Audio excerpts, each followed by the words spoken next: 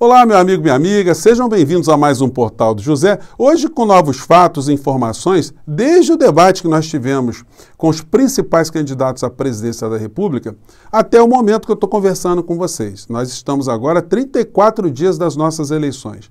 E daqui até o dia 2 de outubro, nós veremos as campanhas mudarem o foco, mudarem a rota, a estratégia, a cada nova informação, a cada nova pesquisa, a cada comportamento dos seus adversários políticos. E o fator emoção será cada vez mais relevante, será cada vez mais explorado nessa campanha. Na noite de ontem, nós vimos as candidaturas ali, hora por outra, levantar questões emocionais, questões que mexem com o nosso interior. E não é ruim que isso aconteça, tem que haver sempre um equilíbrio, porque nós não estamos tentando eleger no nosso país máquinas. Quando você elege uma pessoa desumana, a consequência é ter um Bolsonaro à frente do nosso país. E certamente não é esse tipo de criatura que a maior parte dos seres humanos no planeta Terra tem algum tipo de identidade. E no Brasil não seria diferente. E, infelizmente, a emoção também pode ser manipulada, sobretudo por pessoas que não têm emoção, pessoas que fingem ter emoção justamente para captar esse lado emocional do eleitor. E para as pessoas que são do campo progressista, que às vezes ficam muito tragadas por tecnicismos, por estratégias que tentam atrair a discussão sempre para um ambiente onde a emoção fica totalmente alijada, nós temos que ter atenção com esse aspecto, porque a emoção ela será capaz de determinar se o eleitor irá para um lado ou irá para o outro. Mas do que é que eu estou falando? Bem, vou conversar com vocês sobre essas questões, as mudanças possíveis de rotas, o que a gente tem pela frente. Antes de mais nada, se você está chegando agora no nosso portal, convido você a se inscrever. Você que é muito bem-vindo, compartilhe os nossos vídeos se você gostar, dê seu joinha, mande seus comentários e participe dos nossos chats, que todos os dias eu abro aqui entre 5 horas e 5 e meia, tá bom? Então, vamos seguir em frente.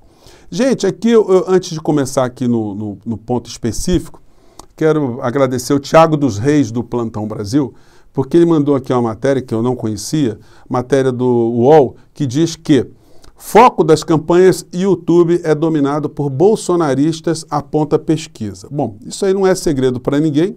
Eu vim aqui para a internet, criei o nosso canal aqui, o Portal do José, justamente porque eu tinha percebido isso, que a insanidade estava tomando conta das redes, né? Eu falei, vou tentar contribuir de alguma maneira com os debates. E para minha grata alegria, minha grata surpresa, nós estamos crescendo muito. Nós atingimos agora 569 mil pessoas inscritas. É muita gente como você. Não é pouca coisa num país como o nosso, que precisa de muitas pessoas como vocês para ajudar a gente a entender melhor as coisas que acontecem aqui no nosso país.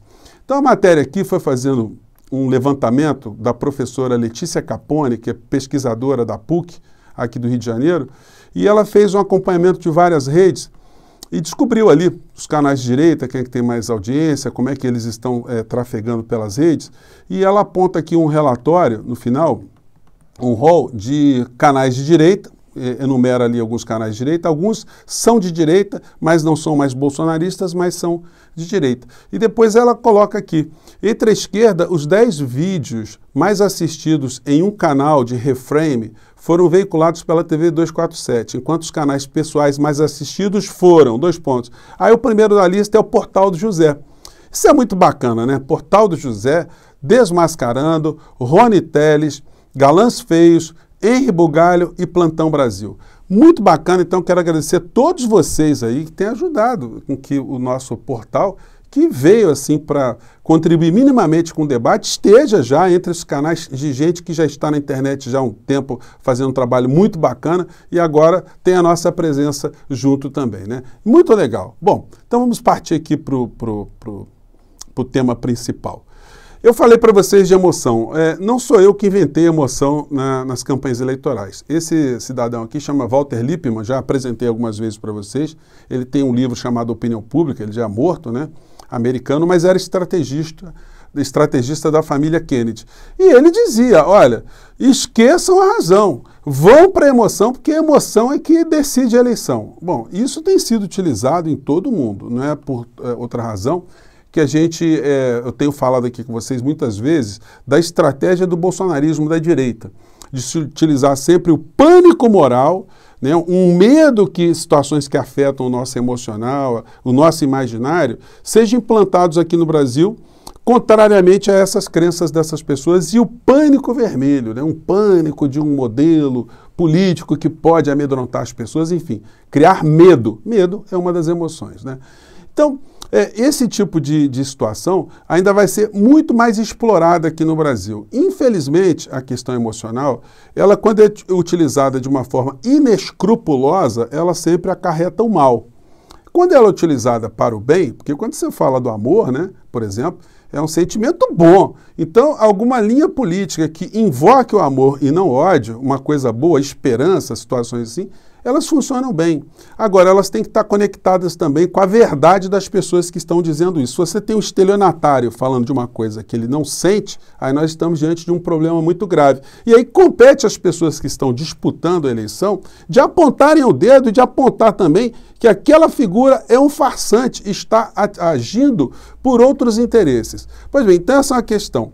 Outras situações que vieram desde o debate da noite de ontem até esse momento são as avaliações das próprias candidaturas. Muitas pessoas escreveram para cá, né, pensando se o comportamento do ex-presidente Lula no debate de ontem foi uma coisa estudada. A gente está vendo hoje aqui algumas reflexões, algumas informações sobre esse comportamento. Então a gente vê no Estadão aqui. PT se frustra com o desempenho de Lula em debate e queria tom mais enfático, leia bastidor. Então eles fazem essa... eu vi algumas avaliações muito parecidas, né? Porque aquilo que a gente viu foi aquilo que a gente viu. Não adianta alguém dizer contrariamente que a gente não vai se enganar com isso. O que a gente tem que fazer quando a gente percebe que o desempenho não foi aquele que a gente desejava, é tentar influenciar de alguma maneira para que o desempenho se ajuste naquilo que a gente acredita, porque a gente quer votar em alguém que a gente sinta firmeza, né? Pois bem, campanha de Bolsonaro, por outro lado, a gente vê esse tipo de informação. Campanha de Bolsonaro minimiza efeito de ataque a mulheres e vai insistir em corrupção contra Lula. Então eles vão insistir nisso.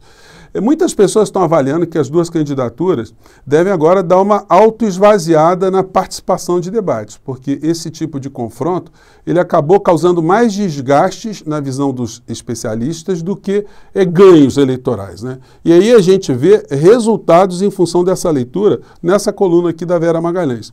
Após debate, Bolsonaro cancela a sabatina e reavalia entrevistas. Ele faltou hoje numa sabatina que ele faria na Jovem Pan, que é uma casa que ele sempre é muito bem recebido, que faz propaganda 24 horas da sua campanha. Então, esse é um fato que mostra que as campanhas estão muito antenadas com o resultado desses embates envolvendo essas candidaturas. Nós temos mais debates pautados para frente. Será que os candidatos todos comparecerão?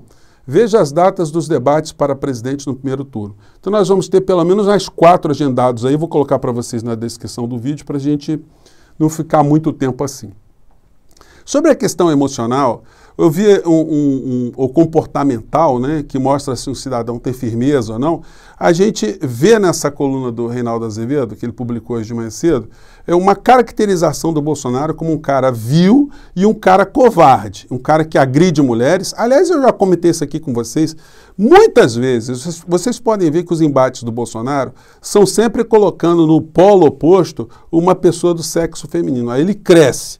Quando ele enfrenta alguém que o coloca de uma forma tete a tete ali, ele se acovarda. Vocês não veem o Bolsonaro brigando com jornalista, brigando com alguém muito próximo. Quando foi lá o rapaz que o chamou de tchutchuca do Centrão, ele se destemperou. Ele estava ali com um séquito de seguranças, mas aí ele foi para cima do rapaz ali, porque ele estava em ampla maioria. Mas no discurso, ele ficou emparedado pelo rapaz que o chamou de tchutchuca do Centrão.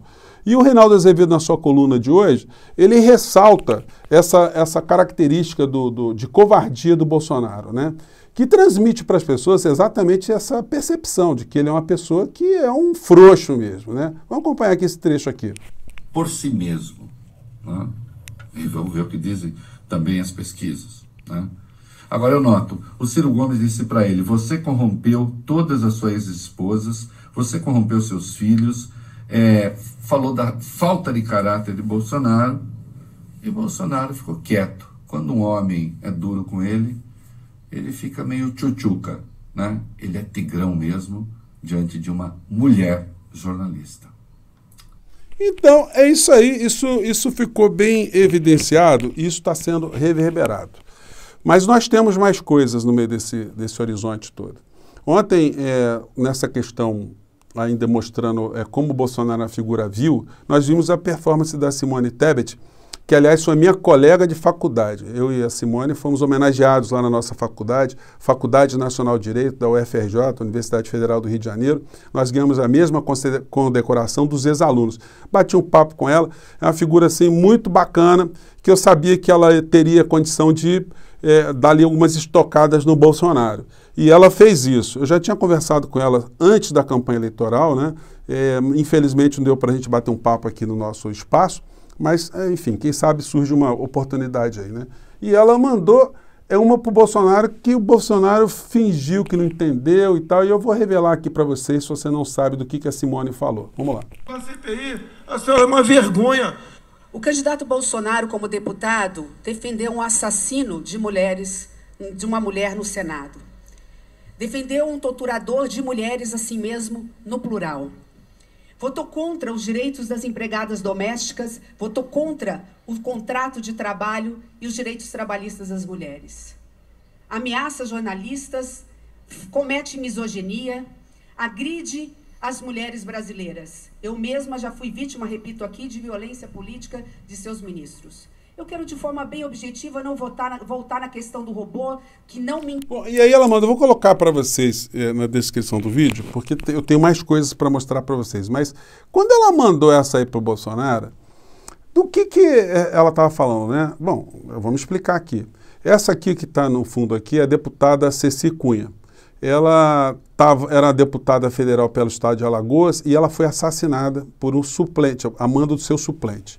O suplente dela foi assassinada por um cara chamado Talvani Albuquerque.